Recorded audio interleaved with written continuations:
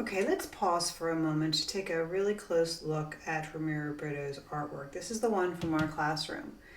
And you're going to notice that Ramiro Britto really thought through where he put his solids. The solids are the colors that have no patterns in them. So here's a solid, here's a solid, here's a solid.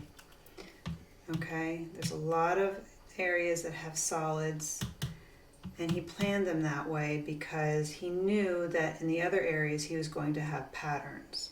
Patterns are things like this, where you have the circles and the stripes, large stripes, smaller circles.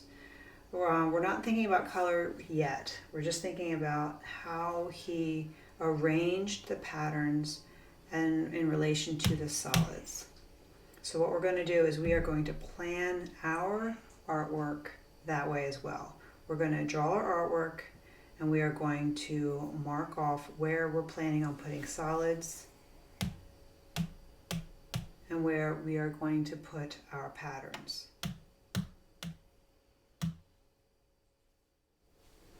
Okay, for this step, just like the sample we just looked at, we are going to try and plan where we want to have solid color and where we want to have some type of pattern.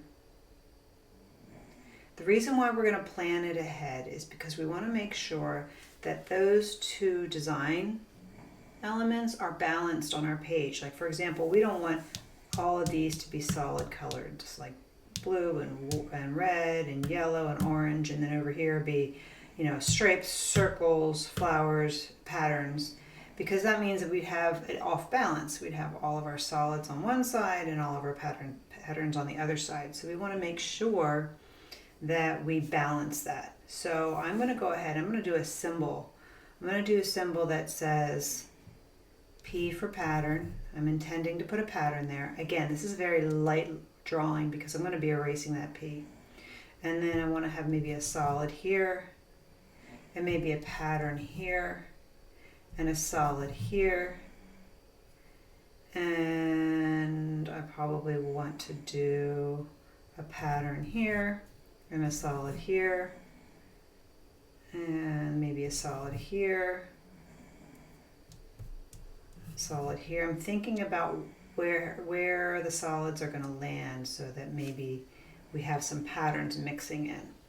This is a small space. This could be a small solid as well. Maybe a pattern here. Could do a pattern here. I might change some of these as I'm going along, but this is just the idea. Solid here, pattern here, solid, maybe a little pattern here. Maybe a pattern here because I've already have all these solids in a row, so I'm going to put a pattern here. And thinking ahead, solid, and then pattern. I might change some of these. So this is the next step, just planning ahead as to where we're going to place our solids and our patterns. We're not worried about what our patterns are yet. We can think about that as we're moving ahead to the next step. But this is just kind of giving us an idea as to where those design elements will be used.